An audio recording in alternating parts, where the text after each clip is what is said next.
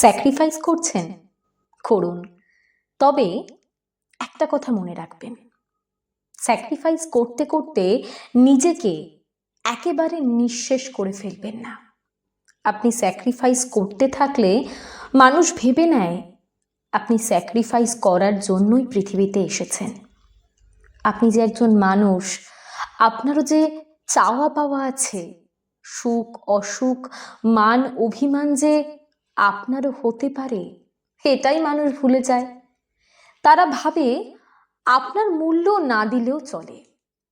ধূপ জ্বলতে জ্বলতে নিঃশেষ হয়ে গেলে পোড়া কাঠিটা কে যত্ন করে রাখে বলুন তো? যতক্ষণ সুগন্ধ থাকে ঠিক ততক্ষণই তার দাম। ফুরিয়ে গেলে বরং নতুন ধূপ নিয়ে এসে জ্বালায়। ভাবুন তো, জীবনে যার জন্য এতটা করলেন সেও কিন্তু কেটে পড়েছে। তার থেকে কি আপনি বিরাট কিছু আশা করেছিলেন? না, সামান্য কৃতজ্ঞতাটুকুও সে দেখালো না। তাহলে তাহলে আর কতদিন? এবার নিজের কথা ভাবুন। নিজের দাম নিজে না দিলে অন্য কেউ আপনাকে দাম দেবে ভেবেছেন?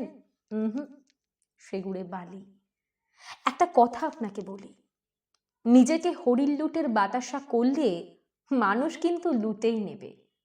আজ থেকে নিজের জন্য একটু হলেও ভাবুন, নিজে একটু হলেও বদলান।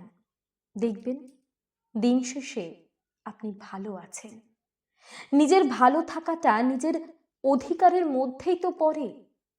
আপনি ভালো থাকলে তবেই তো অন্যকে ভালো রাখতে পারবেন, তাই নয় কি?